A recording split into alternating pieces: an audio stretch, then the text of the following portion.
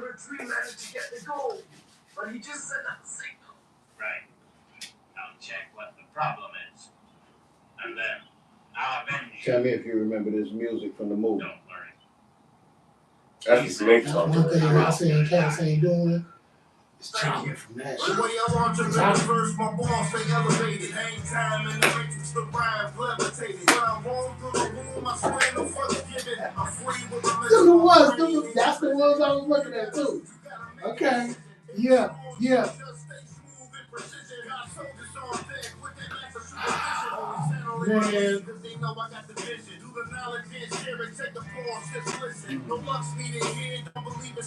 Sample. Oh man, that's one of them. That's like they walking, going to a fight or going to. Yep. That's what they use it for. Yeah, they transitioned this song or this instrumental the most in the movie. Yeah. Moving around. So I found a clean piece and I chopped it up in my MP. Oh, bro. You did it. And I wound up I put Rusty Jooks on this record. Yeah. With my man Isaac Casper. Okay. Isaac Casper, a beast. Me and Rusty got a couple records together, man, but I've been holding out on this record for a minute too. I almost put it on my Buddy Reveal project, but I'm like, nah, I'm gonna hold it for something. I didn't know it was gonna be for, but it makes sense to put it on the Pioneer project. Oh, boy, it makes a whole lot of sense. Man. Nice. What up? It's another episode of Bulls and Reviews Live. It's your boy Mugu, your boy T-Boy, your man's Critique. Watch your mouth. And we got a very, very, very special guest with us today, Mr. D-Tropolis, Mr. O. Ellis, Mr. Thornton Mellon himself, V-Styles. Yeah. So, man, we just got finished doing the review for the movie you picked. What was the movie you picked? The original Rocky. Oh, man. Original Rocky. It started off the whole franchise. We going in on it. So, we'll cut that and then we'll go to talking about, man, this movie is iconic, classic, 1976. A lot of dope scenes. We talked about some of our favorite scenes and some of the scenes in the movie. Who was your favorite character in the movie? Oh, Mickey, the trainer. Mick was by far, to me, the illest character. I mean, yeah, Rocky is the base, but Mick has some lines. Who'd you fight today? A Spider Rico. You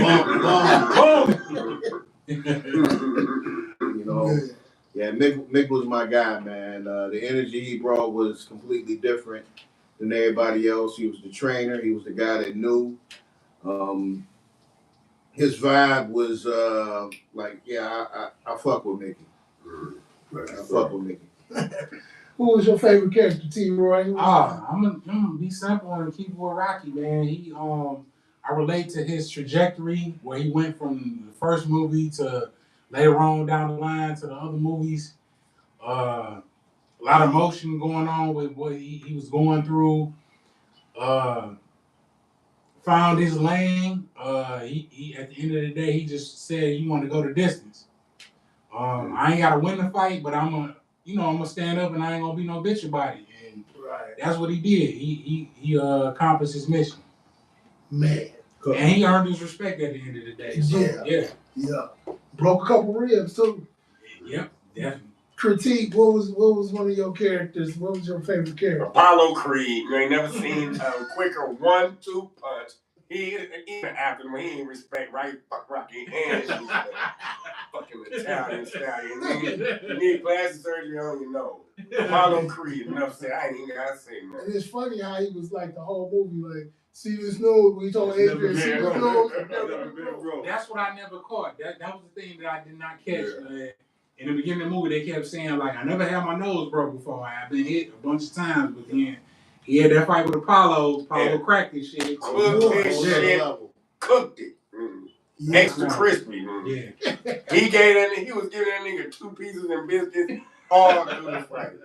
Man, he was looking at him, opening his mouth, and that's not one thing you do when you boxing. You do not open your mouth. It's such a quick way to get your jaw broken. Yeah. Apollo broke that shit too.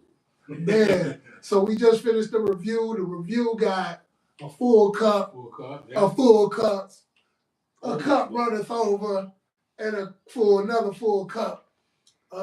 Man, so did this take y'all back when y'all watched this movie? Well, you know, every time for me. Take you back to the younger days. I think I saw this in the 80s. You know what I'm saying? Well, you know, it take me back. I'm always mad that Apollo didn't kill this movie. But you know what I'm saying? It's always a good watch. I mean, the watchability is off the charts. Yeah. So yeah, I mean, it's a classic. It's like Casablanca. I ain't never seen it, but they say it's Man. Yeah, so boy, you know what I'm saying? If you just checking in with us, man, the Red Cup review basically your movie could go from a sip to a full cup, and actually sometimes it can go over that. We have seen decanters, we've seen draught kegs, we've seen kegs, barrels, you know what I'm saying, based on how well the movie was, how well it was written, the acting, and everything that it took to make the movie in itself. So we talked about obscure things about this movie. Tell us about Stallone, man. Tell us what you said about Stallone and making this movie. The budget was super low. They had to use credit cards. He had to, the dog that's in the movie, Butkus, that was his actual dog. He had to sell it to get money to help support, himself. He was homeless for a minute. And then once this movie wound up taking off and he started to see some paper, he went and bought his dog back. I ain't selling my dog. I sell my bitch before I sell my dog. For real. For real. That dog, hey, the dog is loyal. The dog is always going to be loyal. He ain't got a question. All you got to do is feed the nigga 4 times a week. He ain't going nowhere. The bitch, she going to want to fillet me. I can't afford that. Look at me. I'm a fucking shakedown guy. Made Philly a tourist attraction. Yeah. It used to be this arena there called the Spectrum. 76ers. Yeah, like the 76ers and Flyers. And the Flyers used to play up out of there, man. But the trophy, they moved it from, I believe, that was the library, I believe, where it was originally at. But they moved it to the Spectrum.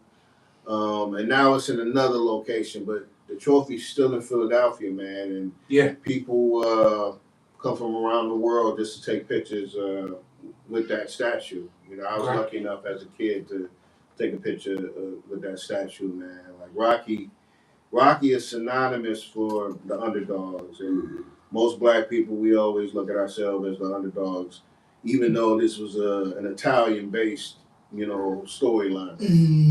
Okay.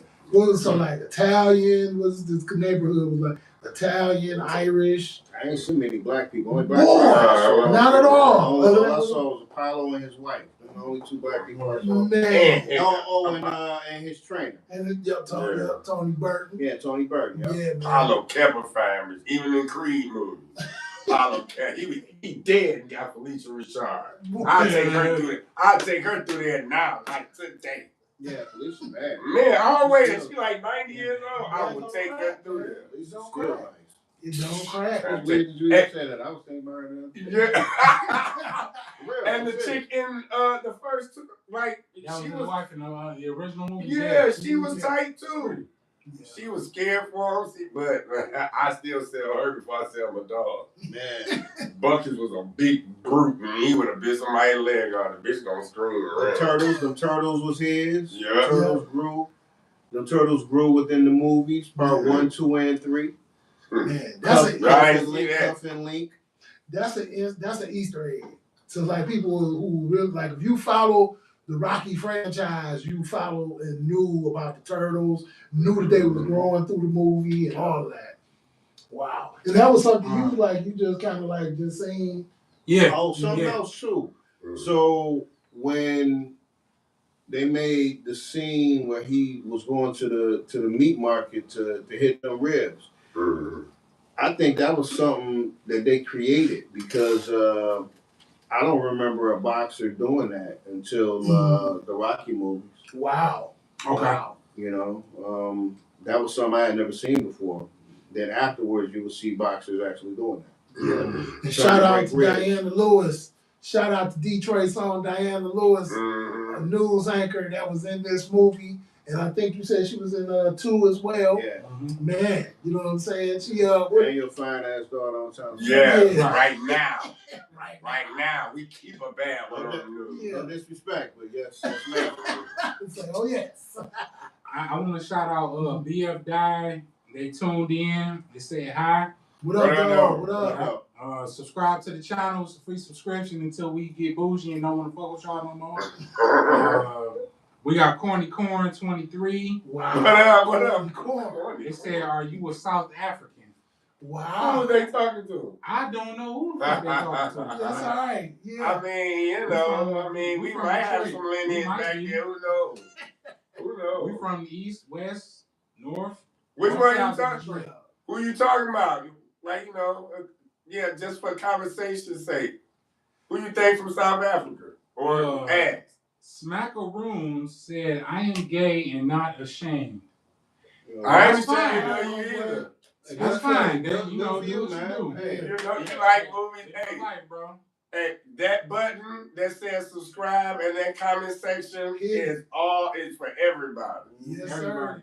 sir. Yeah, no, we ain't tripping on you. Not at all. Yeah, tap in. He said, I love being able to talk to my fellow gays. Who you ain't think? nobody gay on Hey, this who page. gay? So we don't care about that. But do what you do. Hey, you man. know what? It's one person that's gay on this panel. Who you think it is? I send you. Lando ain't rocking like that. I know. Be great how you be great. I ain't got no issue with y'all. But, Yeah. Nah. Who you think is gay? If he say he goes to Detroit, and I'm going to No, run with he this ain't. shit. I'm from the East Side. Goddamn. Man, you can't tell him now.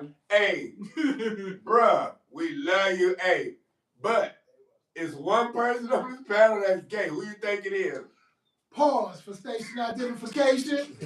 You are now rocking with the best. This is Rules and Reviews. He said the guy in blue. I got a black shirt. That was a boomerang. He said, what do you say? Anyway. They said the guy in blue is. Oh, all right. That's what I get for talking shit. All right, hey, man, that's cool. Yeah, but you are now rocking with the best. Don't forget that. And then we got our very, very, very special guest, the Styles. And we're going to pivot to I guess I got to your roll music. myself.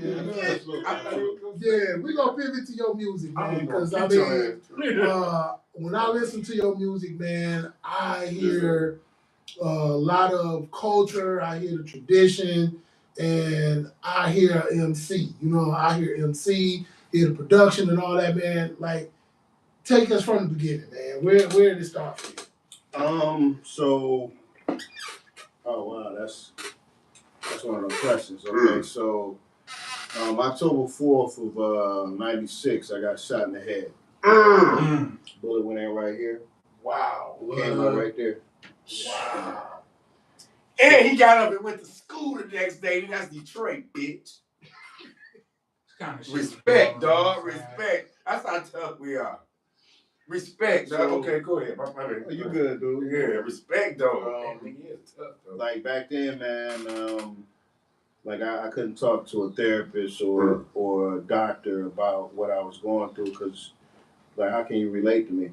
Right. And I've always been a part of hip hop culture here in the city. Like I come up with Big Proof. Rest in peace to the mayor, man. Yeah. Come up. Yesterday was his 20th anniversary. It was Yeah. A lot of us wouldn't be rhyming without Proof. We remember when Proof really was the only one doing it. Mm-hmm. So he inspired a lot of us to come out of our shell and you know, come up with things that we didn't even know that we had in us. But I come up with people like Proof, Slum Village. Yeah. Used to see Dilla all the time. My man House Shoes. I used to be in a crew called we still crew, but the last one's out. Okay. But back then, man, I use writing for therapeutic purposes. Okay.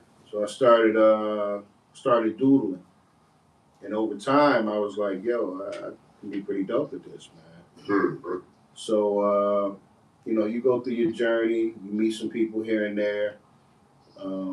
One of the first dudes I linked up with outside of last ones was Big Gov. Okay. We used to work back then, and one of the dopest producers I've ever been around and seen, especially from the city. But he helped me, tailor my craft. Yeah. And as we progressed, I wind up getting this joint, and I got this beat from my man Loose Cannon. And Loose, I got this beat, and I wind up hollering at my man Mr. Cheeks from the Lost Boys. And we did a song called Clap Your Hands. And that vinyl, I was able to get it to some unsolicited radio stations throughout the country and out of the country. Japan was one of the first radio stations that this radio station called Joint One Radio. They still exist. Wow. But they played my record there like as if I was a star in New York. That's what's up. And that kind of helped me, pivot to other things. Like I've been on video games because of Joint One Radio. I've been able to, do music with people that I never thought that I would be able to do music with. Being a Detroiter, we used to have Motown, but Motown is not here anymore. So it's not LA. Yeah, so it's not like we can walk to a Def Jam or Arista or Sony. It's kind of hard here unless you politic. So I'm lucky enough to where I put out a record in 2009 called Clash of the Titans. My man Moss was the producer. He's from Toronto. Okay. And I had Royce the 5'9", rapper Big Pooh. From Little Brother. Yeah. Yeah.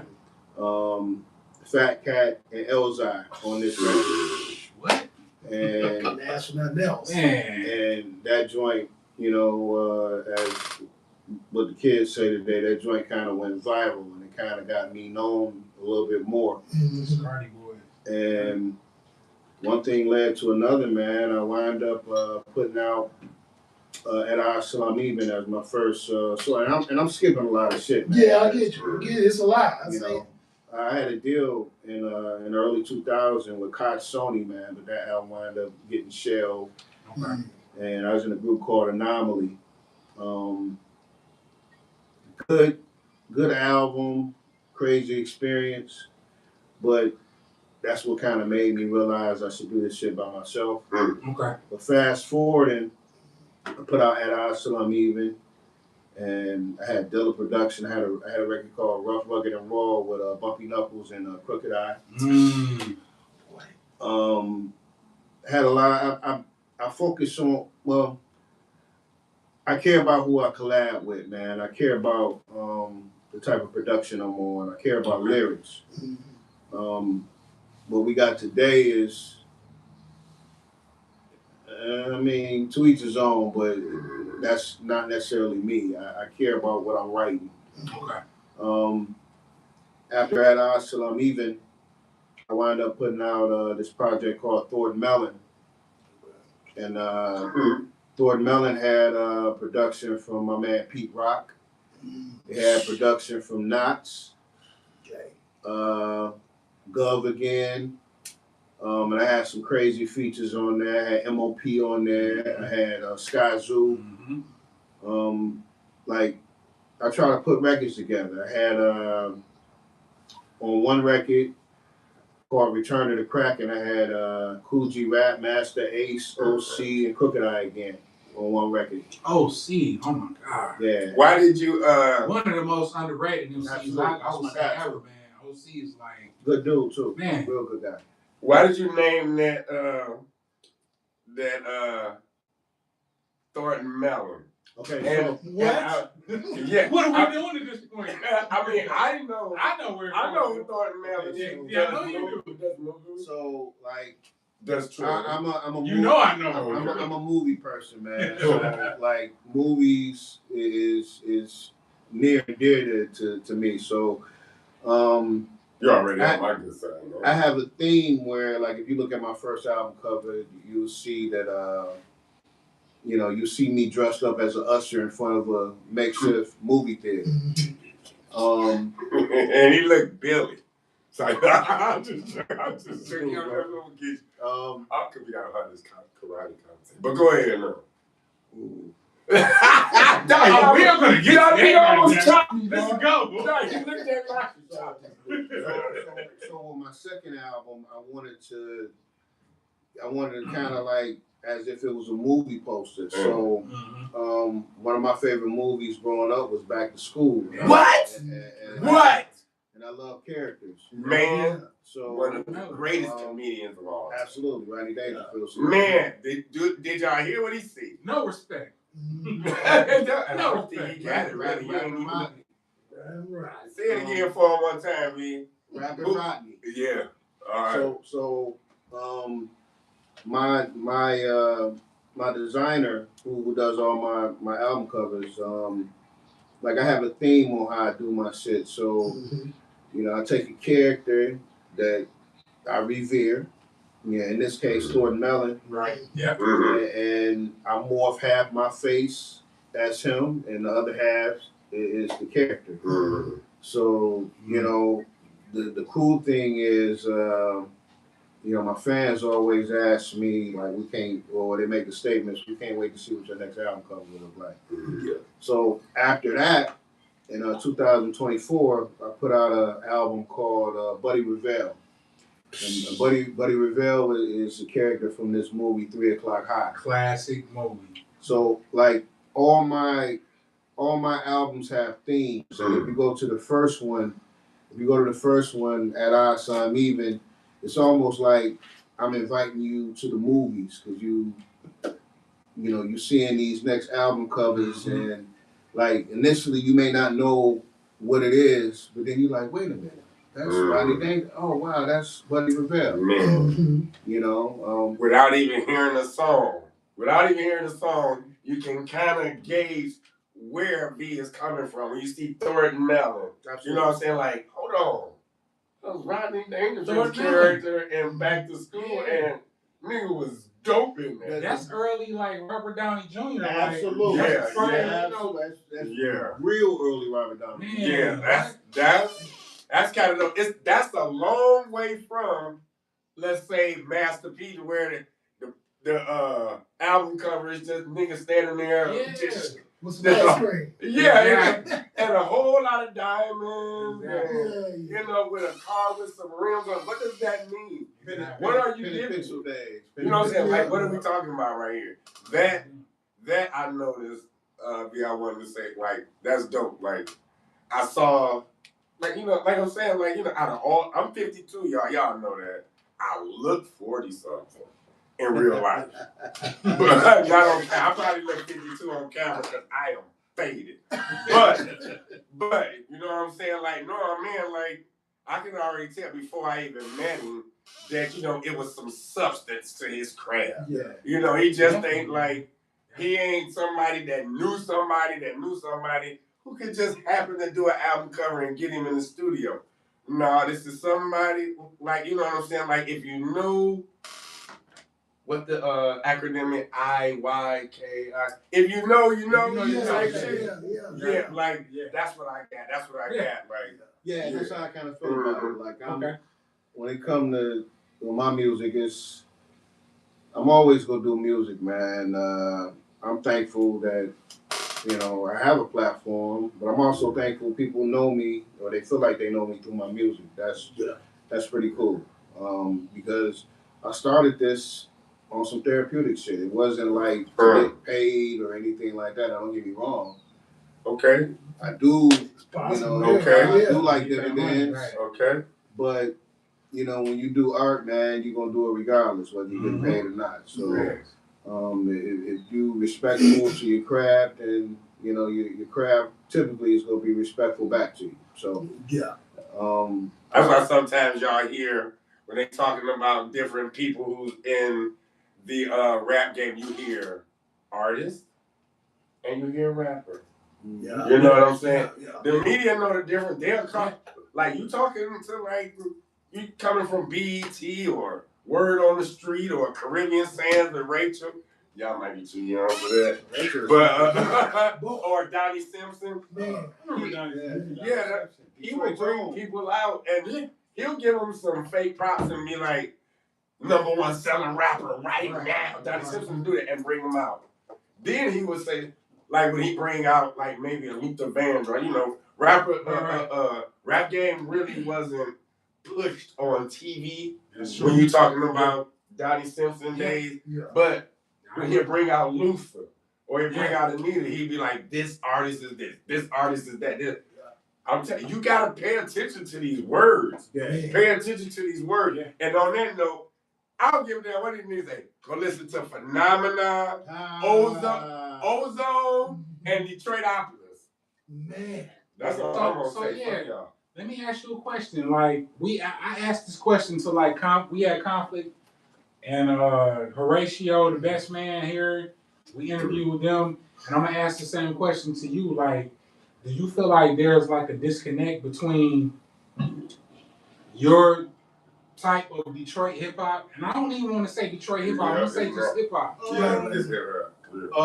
Between what Mugu does and what you do, what you've done, and Slum Village and Proof, and I'm gonna say Jay Dilla, and I'm gonna throw all these, all these heads in there. Do you feel like there's a disconnect between what y'all have done versus like the Payroll, Giovanni's, and Cash Doll, and Skilla Baby, and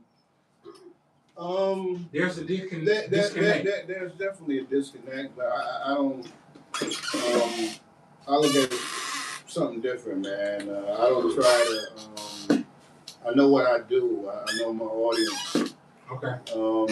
I don't try to be something that I'm not. Okay. Right. You ain't trying to blend in with. Nah. You pretty much know. You know what you're gonna get when you're dealing with me, man. I care about dope rhymes. I care about dope beats. I care about like your lyrics got to be on par with me. Subject matter is everything to me. So from a relatable standpoint, I guess there's a division, but we used to be those guys.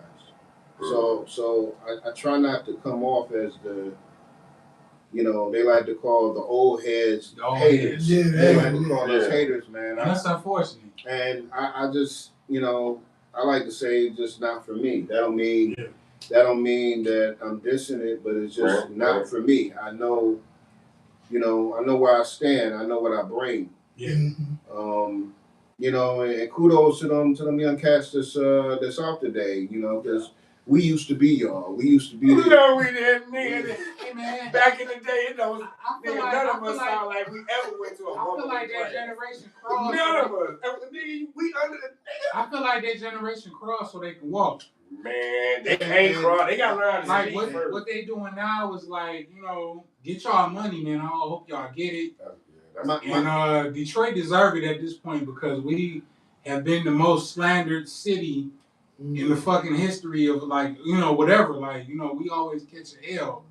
Y'all remember the old Kentucky Fried movie where they was spoofing the Inner Dragon movie. They was torturing the guy and it was like, send him to Detroit. Before they chopped the guy's head off and they was like, send him to Detroit. And after that, it was like, no, send him to Detroit. I really feel that they don't like our accent either. Wow. They don't like. I feel like we got the best accent. Of course we do. And we'll kill anybody that thinks otherwise. But like I'm just saying, like it's like I don't think they like the way we talk. Like T Grizzly out there, he has. I would say in a long time, like he has a little. He's still talking about dope shooting and gangster shit, but you know he's out there like. But he has lyric. Speaking just in that subject, I would say it's lyricism in there. Just on, you know what I'm saying, to be pop. He actually got into it to make money. Well, how you? I need to. It's how you're putting it out there.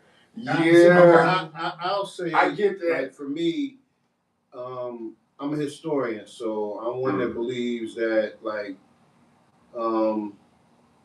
in order to move forward, you got to know where you come from. I said that. So, you know, I study the greats, whether they from here in Detroit. Whether, you know, I'm talking about the great ones in Detroit. You know, shout out to Royce, you know, Elzai, Fat Cat, Guilty. Yes, sir. Yeah. You know, the Black Milks, Proof. Man, Catch P, my brother Big Proof. Yeah, man. Finale. The whole Street Justice. Like it's a lot of us that come up. We came up, in my opinion, the right way. Yeah. You know, if it could have been. But then I also study. You know, a lot of people think I'm from New York. You know, so but I study. Like I grew up on New York hip hop. You know, I grew up on dope MCs out of Cali. You know, the Raz Kaz's, you know, the Exhibits, the NWA. Well, Exhibit really from Detroit, but he moved out to you know Cali at an early age, man. But I just study dope MCs. I don't care where you're from. Charlemagne, DJ Envy, and Jess with the Mess. They would know you from Detroit.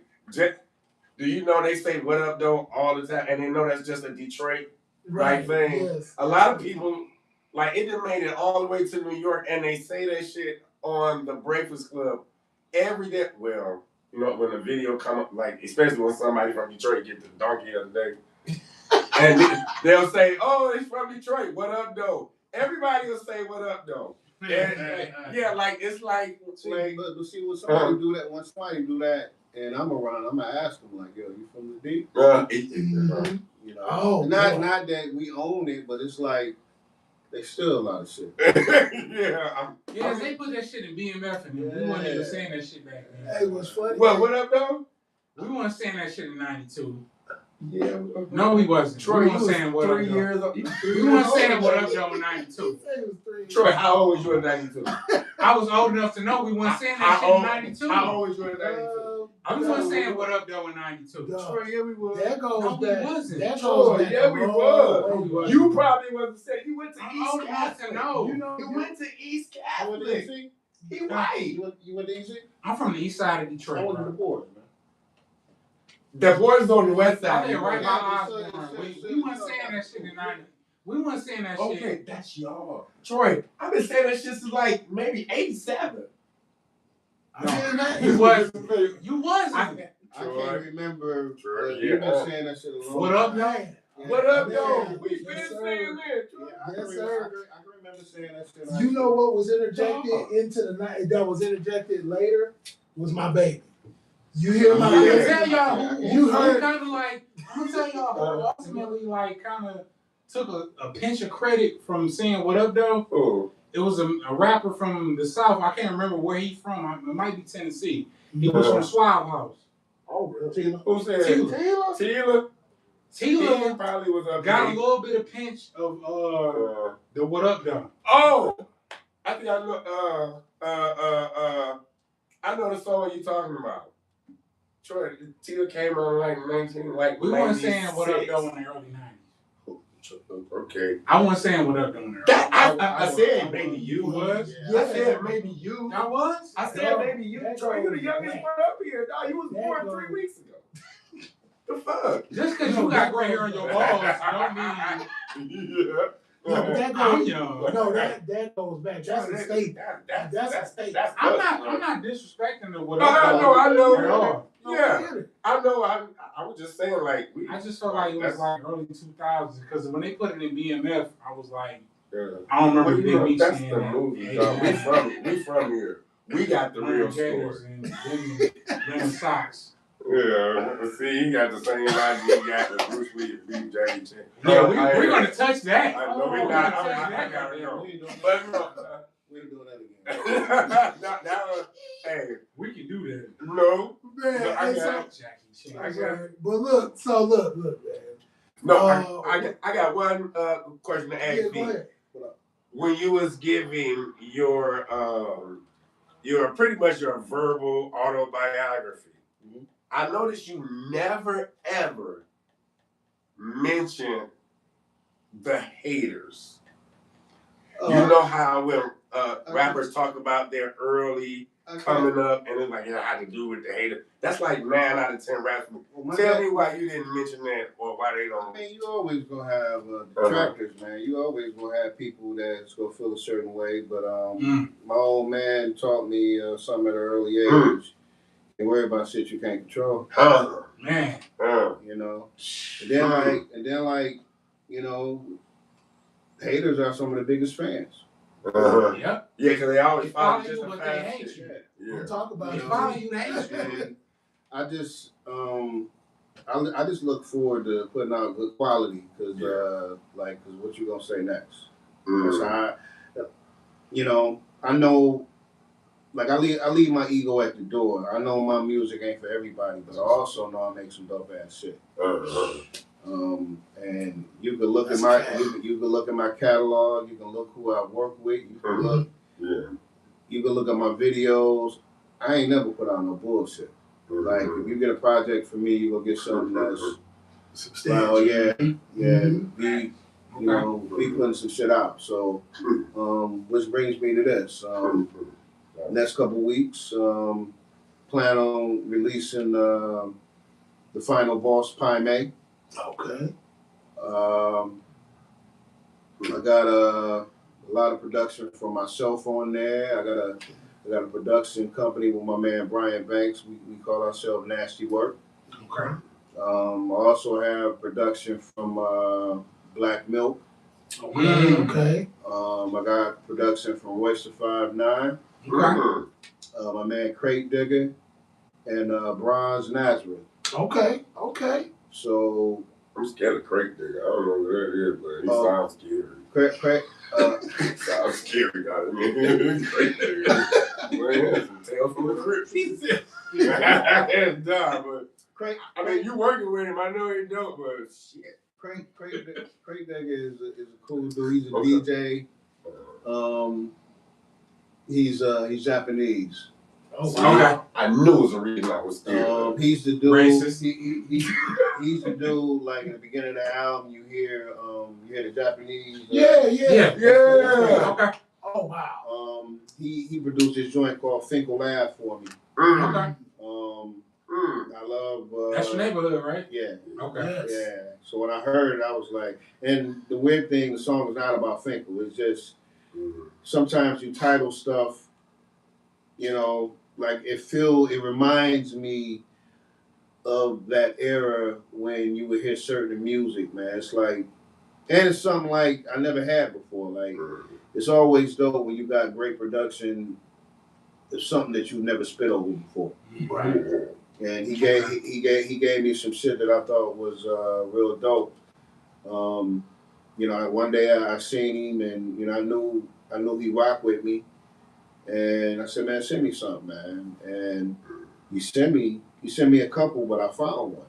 Right. And I had to include him. So once I did the record, I wrote an intro out for Pie May in English, and I was like, can you do this intro for me instead of do it in Chinese? Excuse me, not Chinese, Japanese. I'm sorry. Right. Can you do it for me in Japanese? And I sent him the script, and he sent it back to me, man, and I produced the intro. That's what's up. That's dope. Yeah. That's what's up. It is. But Yeah, I'm looking forward to. So I got a song called My Prime that I produced. Me and my man Brian. Uh, it's a crazy record. I wish I could show y'all the video. Well, I show y'all the video after we go off. Right. My man did the editing right there. My man Ed. Yeah. But it's a crazy record, man. It's on some. So I had a beat made, and you know, sometimes when you add other elements to change the record into something else. And I'm not just a rap dude, man. I love all music, man. You see my sweatshirt, man. Neil Diamond, one of my favorite artists. Right. My boy Brian, he plays guitar, man. So I had him come to the studio, and I was like, man, lay some riffs down on this record. And it just came out in such a way. And I gave a solo at the end to where, you know, it just reminded you of some rap rock shit. But it's a cold ass piece. Okay. And we shot a video for it, man. And, you know, it's a lot of messaging. Like if you look at the video, you see a lot of messaging in the video of the shirts that I'm wearing. Okay. You know, Yeah. Okay, about a lot of shit that's going on right now. Yeah, see that. Pull it up, T. Man. I want to see it now. Pull it up. Pull it up. You know I like that subliminal shit. So shout out to everybody that's in the chat, man, that's fucking with us, man. Make sure you hit that subscribe button, like and share, tell a friend to tell a friend to tell a friend. Man, so we sitting here with our man V Styles. Sure. It's the three bad brothers that you know. So but now we got Ozone and Detroitopolis. And those are the songs that you should check out. No, all his albums. That's my top 3. You check out all his projects. No, I'm streaming it pretty much on every I'm on all platforms. I got radio stations on Apple, Pandora. Oh man. Tidal. There you go. Oh my God. Just all you got to do is pull me up in whatever streaming service you have, and the V-Style station will come up, and you'll be able to find my music. I got an Android. Mugu sent the damn links. I don't have a freaking app, and all of them from I had to pay $10.99 for 1 month.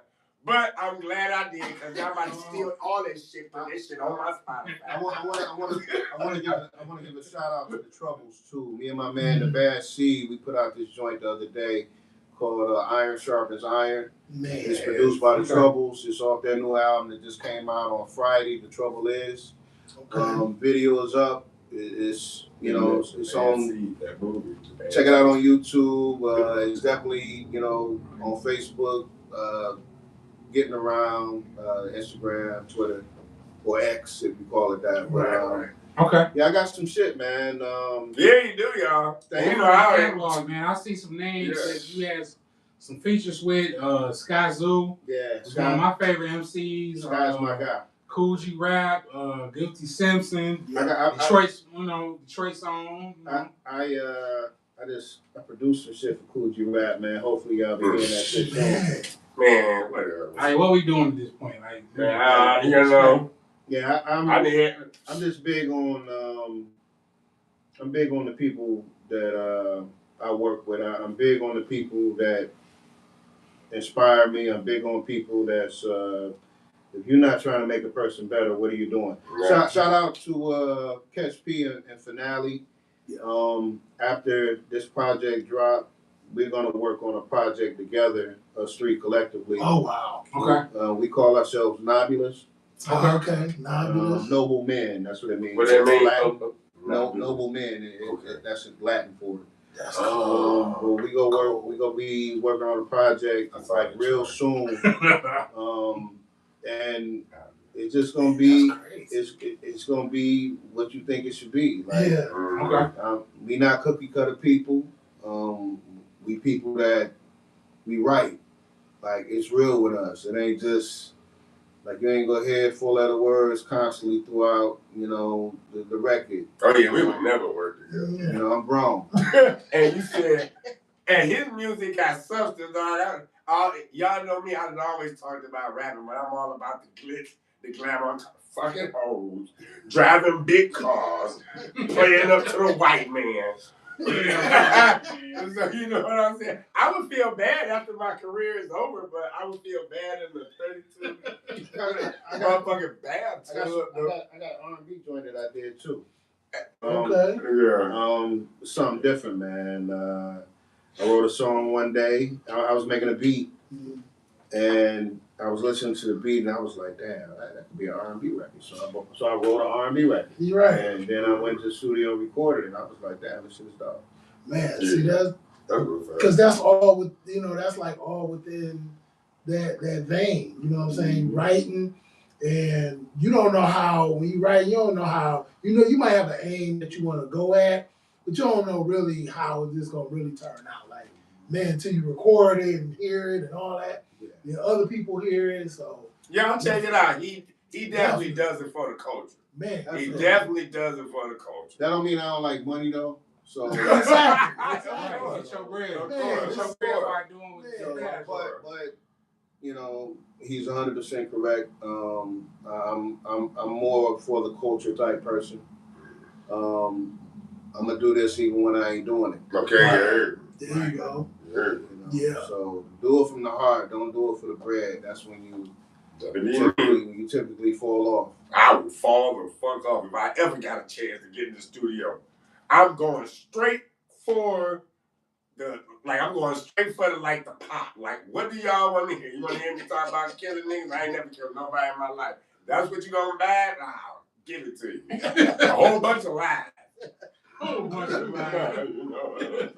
No.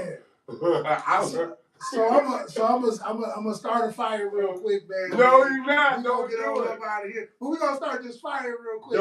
This has been an ongoing thing. One of our, I don't even know who started it, man. Oh yeah, this was after one of our started. This is after one of our many reviews. If you check us out on YouTube, we got 80+ reviews. Man, all type of movies, all type of genres, horror, action, drama, comedy. We got it all for you. Check us out. But this one right here, this one kind of hit home. I'm pretty sure I stayed in the middle. Because when I thought of Kung Fu Theater, man, it's like, let's do Kung Fu Theater. And we just started hitting out the hits, the Five Deadly Venoms, the Crippled Avengers, Drunken Master. We started getting all of that. And so this argument started between T-Roy and Critique. And I didn't know where it just came out of nowhere. And so Critique believes that Jackie Chan is better than Bruce Lee. No, I said he will beat Bruce Lee. Okay. Yeah. Jackie Chan will beat Bruce Lee. This is what he believes. His ass. And T-Roy, with his tattoos, was flaring and shit. And he was like, no, I can't let him get away with this. And he said it, and that went left and right. His dress was flying like that dude, that's Capoeira, that dude on Street Fighter. And our brother V Styles come in today with a tattoo, and I think that motherfucker was talking to him when he said it. He was like, the fuck? It was. So, y'all can get in the comments, man. Who do y'all think will win in a fight, Jackie Chan or Bruce Lee? And I'll let y'all get at it, you know what I'm saying? Okay, I'm just going to give you like maybe 2-3 points, and I'm going to put it to V. Number one, Jackie Chan is like at Bruce Lee's biggest, he was like 132. Jackie Chan, and like I think at Bruce Lee's death, I think like maybe he was like 145, 150. Number two, Jackie Chan did all his stunts. He continues to do all his stunts. Meaning like he really goes through there. Bruce Lee is a pretty boy. He stays in the suburbs. Like he stays in a gated community and he buys all his clothes from the mall. Number three, Jackie Chan is really a master at over 16 styles. Yeah, Bruce Lee, made up his own style, but when you know 16 styles, you can You know, you can pick one that'll defend all of any other style, and you'll whoop a nigga ass, and you weigh more than him. I rest my scrotum. See what you got. You said he rests his what? My scrotum. I rest No, my I ain't repeating it. I said my balls down. It's tough. What can he beat? Go ahead, It's B. kind of hard for me to come behind that. Because that was fast. I'll give you one thing that Jackie Chan is better than Bruce at. Get his ass whipped. The only thing that Jackie is better than Bruce is comedy. Oh, he set it up and he hold me. I thought he was about to say some shit on He fucking just took his talent. virginity real quick. Oh, he hold me. Okay. After today, Get his ass, And you looking at a martial artist, man. I respect all of them, man. But if it wasn't for Bruce, it wouldn't be nobody else. wow. It is. What we doing? So what is your Martial arts today, as we know, wouldn't even be looked at if it wasn't for Bruce. Bruce has done so many things, man. He had a movie about 20 years ago, like what I forget the title of it, but something to the fact of what did Bruce do for us, and they were showing where like Bruce used to wear this thing on his chest, and it would make him contract his muscles. Yeah, it was he did 200 push-ups. It was like equivalent to 200 sit-ups. And you like wear his chest like that, So if you look at it from a medical standpoint today, when I blew my ACL out, they took that same type machine, put it on my muscles, stimulation, to make my muscles contract so I would heal better. Right. Bruce was doing that shit before doctors was even thinking about doing that. He was sitting there on the fucking computer doing this shit. Muscles. Troy, he's 2 pounds, Troy. Bruce Lee is 2 pounds. Let me move right. Oh no, we don't want to do it like that, man. No, even Michael Jai White said, like, you know what I'm saying, like Bruce Lee would, you know, he choreographed some good shit, and he was a good fighter, but we wouldn't even be talking about Michael Jai White if it wasn't for Bruce Lee. Okay, I'll give you that, but you cannot say that he would have beat everybody. And I like Michael Jai. I met Michael Jai. I got pictures of Michael Jai. Is official. Yeah, he really is official. But I don't buy into the whole, like, just because I'm bigger than you, I beat your ass. Because I seen some little niggas knock a big nigga out. I agree. Like, catch him, like, on the wrong way. I agree. This African pig knocked me out, like, in high school. I swear to God, nigga wasn't over my knees. I don't know how the hell he got to my jaw. You ever see Bruce hit a heavy bag? Bruce would hit heavy bags of 120 pounds, man. Them motherfuckers be in the fucking air. I get that down. With his fist.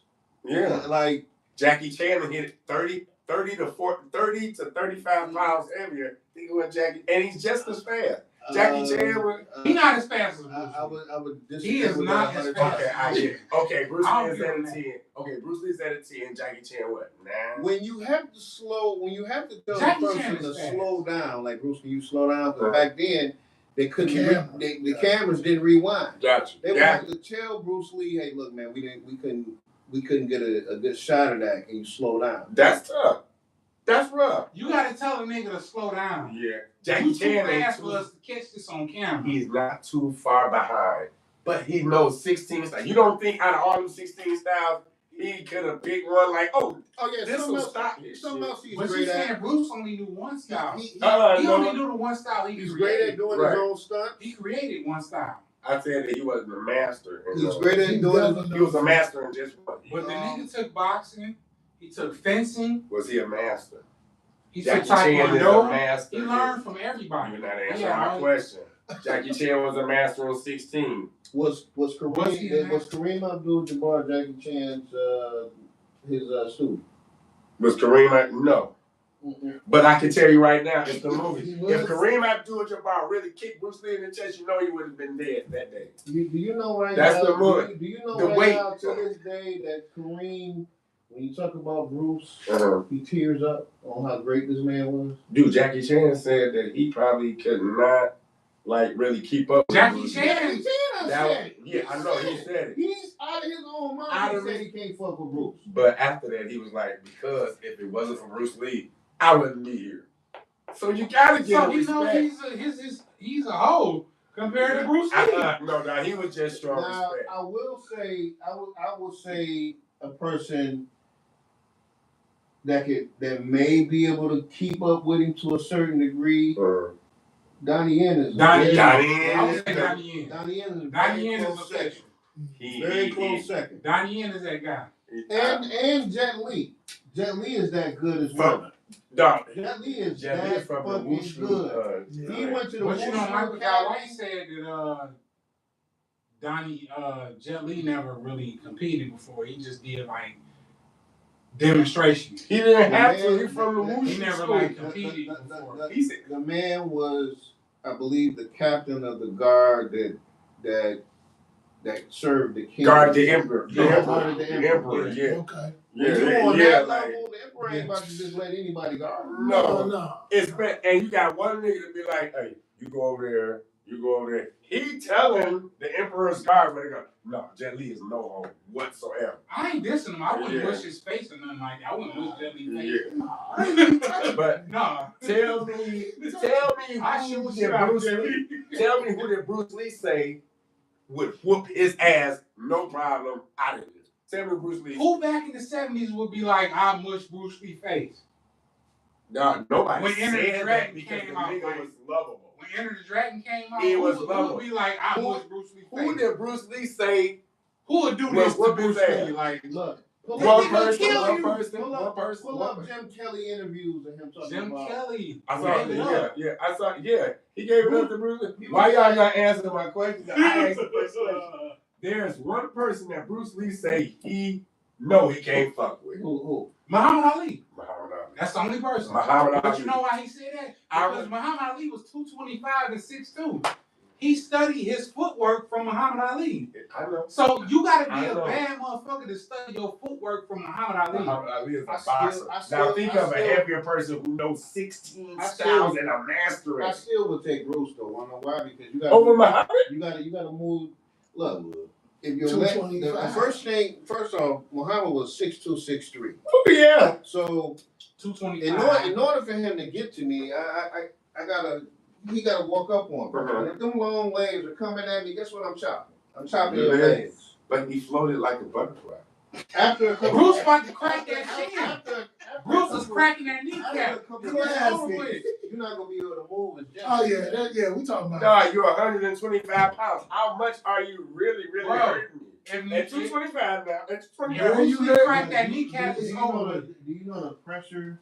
Like, you can be small, man, but the pressure is where you hit. It's how you hit, man. Bruce was a bad boy. But how many people are just gonna stand there and let Bruce get him in the perfect spot? He not about to go for that. Bruce about to go for that leg. He gonna crack that kneecap. Yeah, I'm gonna take what you give me. And he gonna crack you out. But who said Muhammad, with his reach, 71-inch reach, wouldn't pop Bruce Lee first? I mean, that's a possibility, but and that's all it takes. I'm not knocking that. I'm not knocking that. Dude, his spirit will die. His grandkids that ain't even born is dead if Muhammad Ali hit Bruce Lee. That's all I'm looking at. I'm looking at Ed right now. Ed like that. You're right. Don't say what you thinking? Don't say his age. I ain't saying his name. I'm looking at Ed. He off camera. What you thinking? That's the one that's holding out. Chime in here, man. What you doing?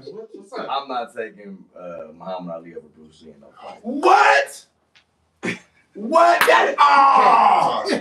Okay. I'm not gonna argue with him because he ain't been on camera.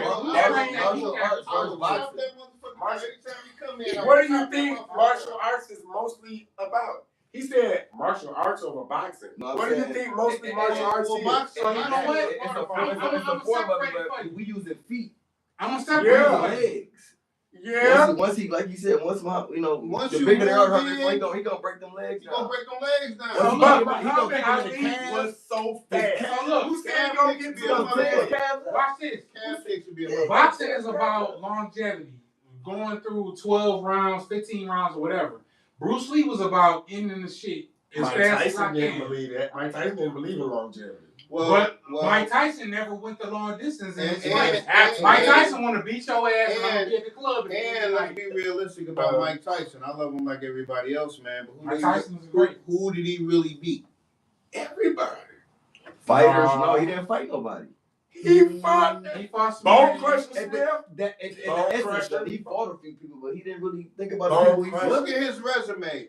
The biggest claim to fame that Mike Tyson had is a blown up cruiserweight Michael Spinks. Other than that, he don't have no name. What about Larry Holmes? I mean, not Larry Holmes. Larry Holmes was 100 years old when he fought him. Larry Holmes had the greatest jab of all time. He lost to Holyfield and Lennox Lewis. I seen Mike Tyson. He was dog. Those Robin Gibbons Lennox Lewis had just divorced him. I would lose a fight if Robin Gibbons took her when pussy he away. lost to Lennox Lewis, that wasn't a Mike Tyson. No, that was a different Tyson.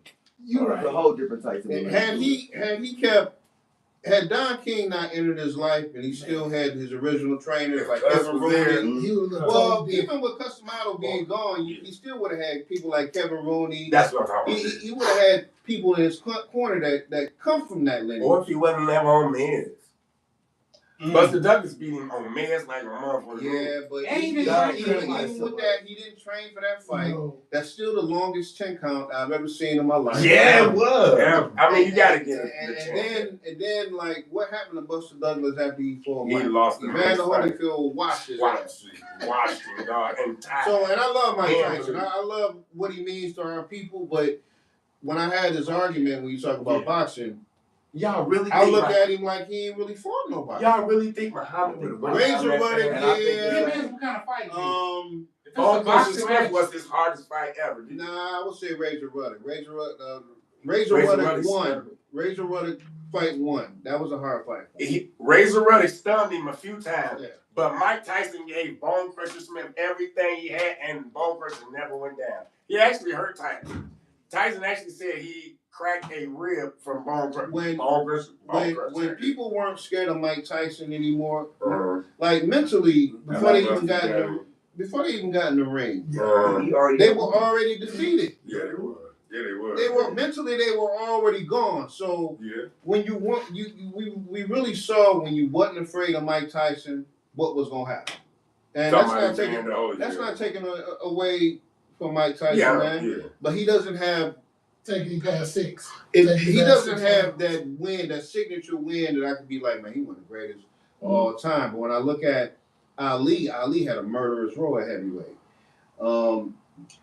Joe Frazier, murderous row. Man. Ken Norton, murderous row. Like they had to fight each other. Ali beat the shit out of Ken Norton.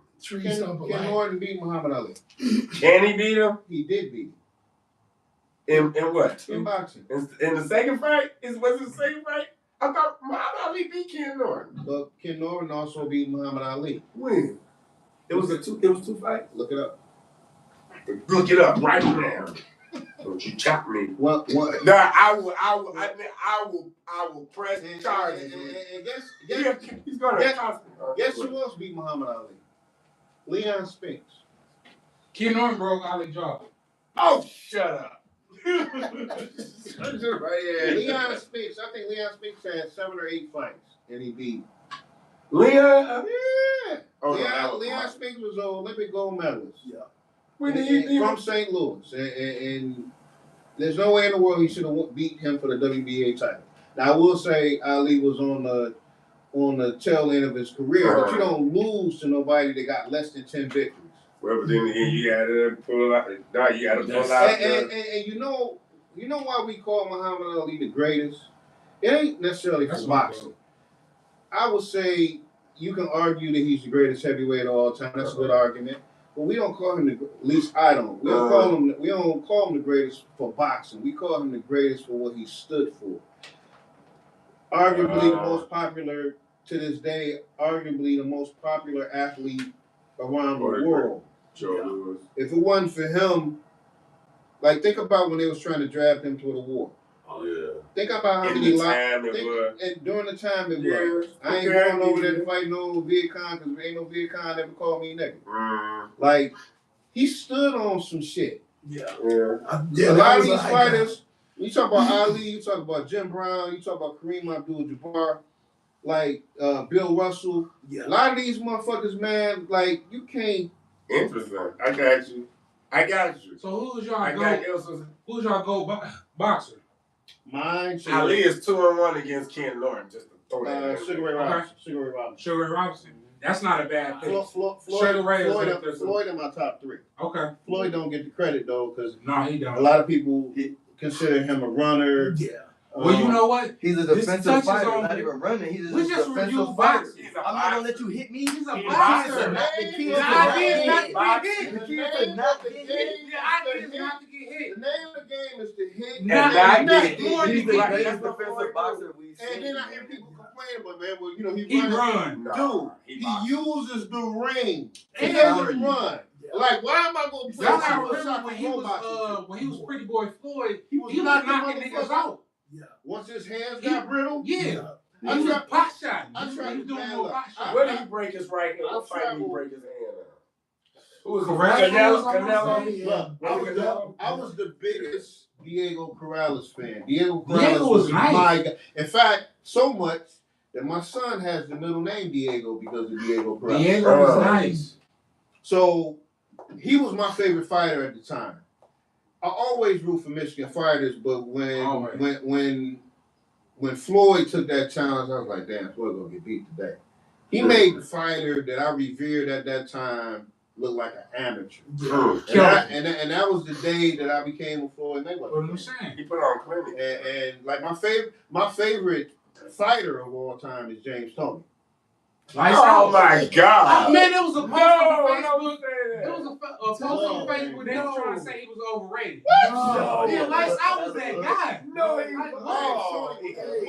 Yeah, James. Now, I will say this: a low light for my He's life. top 5 Michigan. A low light for my life is that Roy Jones fight. But he should have never took that fucking Glenn fight. Johnson? Huh? Who, Glenn? No.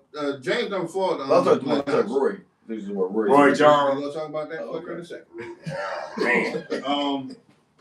He should have never. James should have never fought. Roy Jones.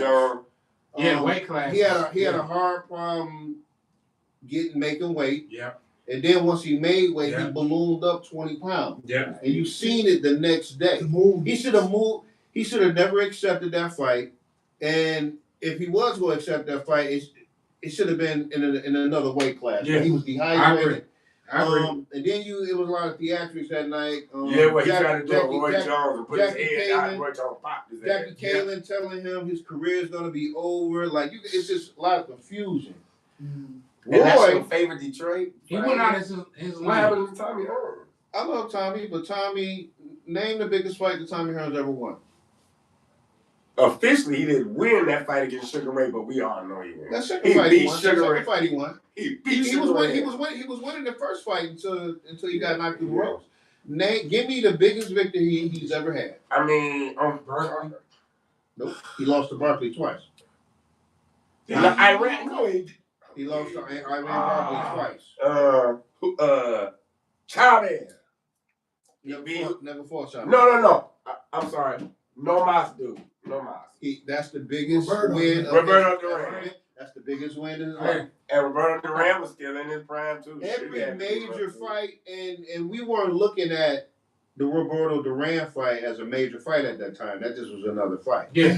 But when you talk about the Sugar Ray fight, he beat like Sugar you know how Ray. many people lost homes because they bet the house on fucking Tommy Hearns. Yeah.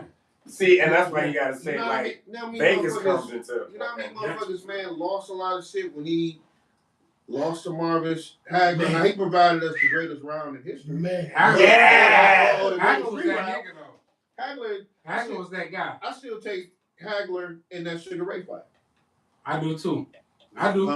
If you talk about running, that Sugar Ray was running that motherfucker. Yeah. But marvelous. But yeah, James Toney is my favorite fighter because when you talk about of all time, man, Joe Louis. Joe Louis is dope. But James, when you talk about Robinson. you know, people give props to Floyd for being a defensive fighter. I beat his ass. Look at What? look at James fight. You've never seen James ever get clearly hit. And the knockdown that he had against Roy Jones was more so him being off balance. It wasn't one. It wasn't one that he got caught with. He was playing in Roy Jones' face. Floyd gets credit for the shoulder roll, but you look at James Tony's. James Tony. He had a shoulder roll. Yeah, he had the shoulder He's roll. right. I was about to say that He he kind of got from him a little bit, right? Way before Floyd. That's what crazy. And when James Tony was on, man, bro. Yeah, I get it. I go to that Girard fight, go back to that Holyfield fight. First man to ever knock Evander Holyfield out. Made him stop with a body shot. That hurts. So I got a question for y'all. Who's the hardest puncher? Who y'all say is the hardest puncher? The Hawk. No. The Hawk. Oh, see, he going into Marvel. I'm gonna say George Foreman. George Foreman. Wow. Hell They say no. Foreman, right? Tree stump by light. Evander Holyfield said that because he fought Tyson and he It fought was the hardest. George Foreman. He didn't like He Tyson. fought old George Foreman. Yeah. He said George Foreman punched He harder said than harder Tyson. than him. That's because Mike Tyson bit his ear off. He ain't giving that nigga no cred, dog. Julian Jackson. Julian Jackson. The Hawk. The Hawk. Yeah. And he fought Alexis I thought you were talking Arguello. about Yeah. Wow. That was the fight. That's Arguello was a monster. Yeah. They said Martin hard too. But I will say at heavyweight, probably George Foreman. Even at his own age. And what's my man that they based Clubber Lang off of him? Lyles. It might have been Lyles or Aaron. Oh man. What? George Foreman? Hell no. Y'all Foreman was one of the hardest hitters, right? right? Julian Jackson He was the first. Yeah. All right. Well, no, Julian Jackson came after Aaron Pryor. Okay. But he was at middleweight, super middleweight. Oh, So you said the Hawk. The first person I thought was Aaron Pryor, and then they pretty much said Aaron this Pryor dude was drinking PEDs. He was. Mm-hmm. And Pryor threw a lot of He punches. go to his corner, drink that water, and come back. Pryor threw a lot of punches. Yeah. That's why that nigga was like 90 miles. That Say nigga that. never get tired. That nigga threw 300 punches. Hey, My right, man for Panama, I can't think of his. I know his name was Panama or something. Give me the special juice. The special juice. Oh, You drink that shit, man. Next round, it's over for you. Woman in my top 3 like hardest punchers because even when that nigga was old and boy, he was laying niggas. I had a conversation with Michael Moore. He real cool. Like so, I was lucky enough, man, to be on King Mo's fight team, man. So I traveled the world with this dude. Yeah, I seen the pictures of King Mo. Like talking to Michael Moore. Like Mo introduced me to Michael Moore. Like just back when I was smoking. He like, yo, V, Michael Moore in town, man. Pick him up, man. So y'all go smoke one, man. So I picked him up. We roll one, and this is Mo's friend. I don't know him, but I know him. I know him as the champ. So right. We blowing one. I'm like, man, what happened with that Foreman fight? He was like, man. He said my ego just got the best of me. I was like, well, you didn't hear your coach telling you get out of there? Yeah, he almost won that too. And the fight was his. The fight was his. He already won. Yeah. All he had to do was just stay the fuck away. Not engaged. Yeah. I'm not about to trade with George Foreman. Man. The nigga from Detroit. Fuck that nigga. I'll never forget my man saying it happened. I was like, nigga from Detroit, dog. So he got to live with that. Imagine having to live with that shit the rest of your life, man. He told me, he was like, man, my ego just got the best of me. I was like, dog, do you know how upset we were here in the city? Because you was tempted to lie. Oh yeah, man. But I've had an opportunity to roll, spar, train with some of the greatest fighters of all time. Man, that's cool. What about Ernie Shavers? Ernie Shavers. That's the name I was thinking of. And that's what Clubber Lang was based off of. Ali had Ernie Shavers was based off of Clubber Lang. Ali had a murderer's row. Ernie Shavers is that's the hardest hitter. That's one of the hardest hitters. That's top 1 or 2. Ernie Shavers was a 66 out of 68 knockouts. Huh? 66 out of 68 fights or knockouts. He hits hard. And that's why when you look at Muhammad Ali, when you talk about heavyweights, you can probably give him the greatest heavyweight. He fought all of them. He fought all of them. Floyd Patterson. You only judge a fighter on who they fought. Mm-hmm. You know, so when I hear Sonny Liston. Sonny Liston. Yeah, they said Sonny Liston did something to it too. Had motherfuckers scared, man. Like he had the mob behind him. Yeah. Motherfuckers in connected. Ali came in, he wasn't scared. He was like, fuck all that shit. Yeah, that's the GOAT, man. Ali is the GOAT. So when I hear somebody like Clarissa Shields call herself the GOAT, and it's like, what do you stand for? Who have you beat? You went up, you left the lower weight classes to go up to heavyweight, where there's only 9 active women heavyweights, and those 9 active women heavyweight boxers, like they don't have the luxury of having money like you. A lot of them people, a lot of them women, they got to work a job. Yeah. They got a family with their dreams of becoming like most of them is like a Rocky story. Right. You know, Clarissa, because she's who she is and what she's accomplished, she's a millionaire. She doesn't have to do nothing but train. Right. She can hire the best trainers, the best nutritious people. And I'm not saying, you know, I mean, that comes with that, but that's what she I judge you on who you fucking fight. And being around a lot of champions, man, their mindset is, I want to be the best. Okay, yeah, I'm at 205. Okay, well, that dude down there, the best at 185, I'm gonna move down to 185 and challenge myself. She don't challenge herself, man. So to give yourself a title, like, yeah, Muhammad Ali said it, but we don't call him the greatest because of just him saying it. We call him that because he was revered, he fought fucking warriors, and he stood for some shit. What do you stand for other than running around with somebody else's husband? I mean, that ain't got shit. She is built like a battery, bro. I will energize her ass, bro. I love everything they got to do with Clarissa Shields. I follow. Like a motherfucking grenade. Everything they got to do with Clarissa Shields, I follow on Facebook. Dog, you take them teeth off. Take them teeth off her. What? Them teeth. Nigga, I would rather take the teeth off, nigga. You see them teeth? Nope. But I'd rather have gum than teeth. Oh, I man. love her. And Oh my God. I love her. I would do it with no rubber. Yeah. Oh. I would do it with no rubber. Hey, man. No rubber, dog. I might Clarissa or Alicia? Clarissa. I would like to see. And I do it to her with no rubber. Baumgartner. I like Alicia, man. I like Baumgartner. I would like to see Clarissa challenge herself, man. Okay.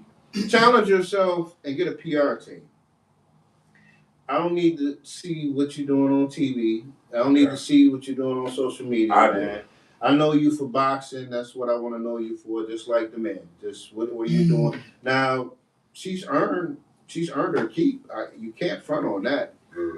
But all the extra theatrics that we see, and then to use an excuse, well, if a man was doing it, you wouldn't say nothing. That's bullshit. You know, you call out bad behavior because it's bad behavior, period.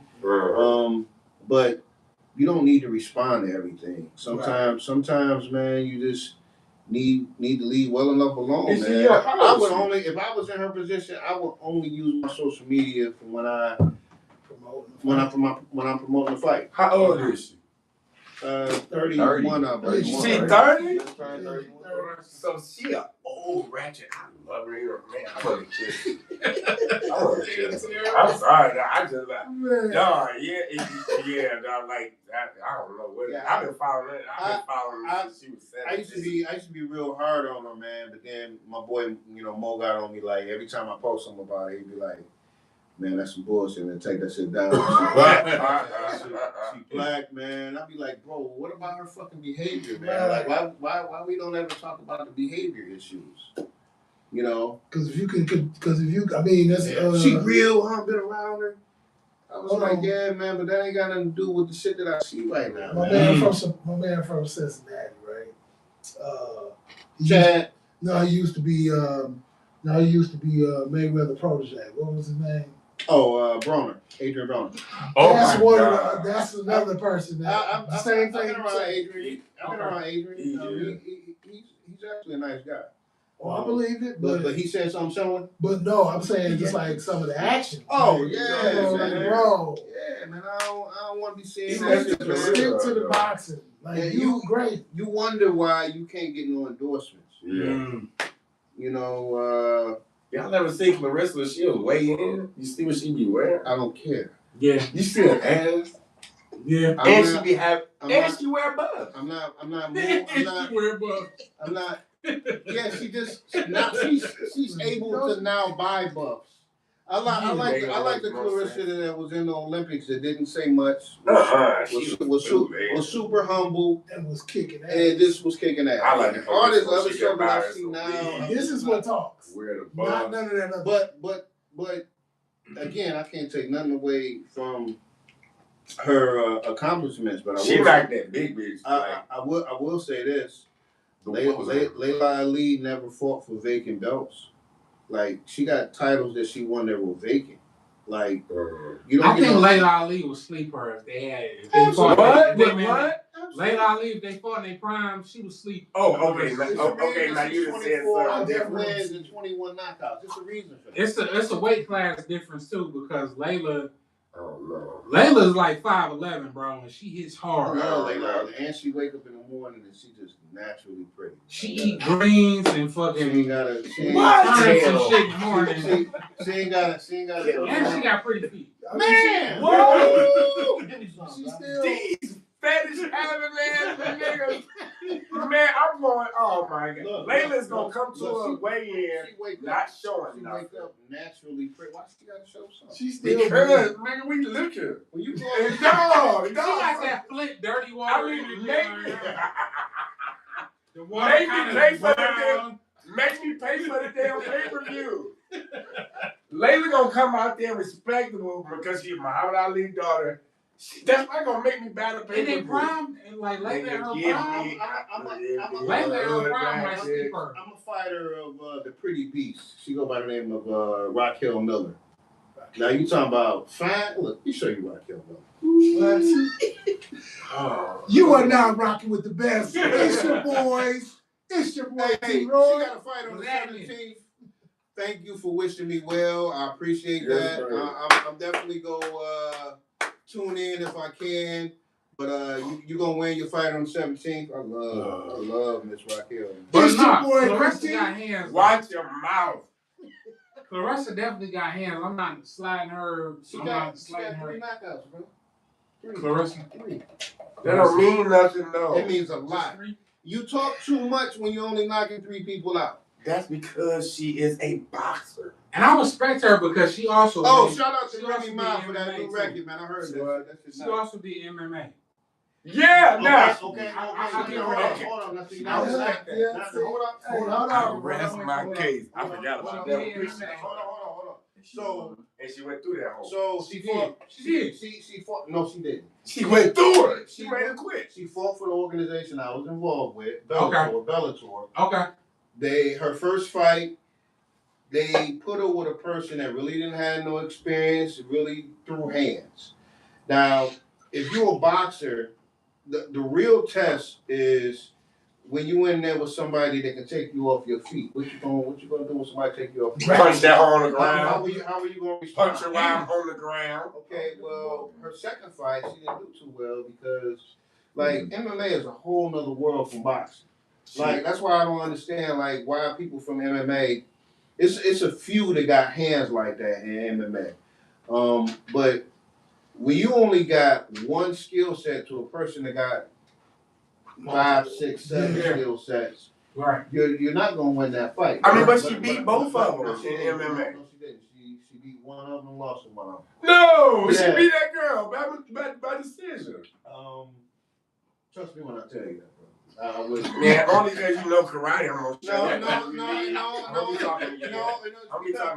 Because I was. But look at Raquel. Look at this beautiful. Who? Look at Raquel. Yeah, Raquel Miller. Look at her. Fighter, right?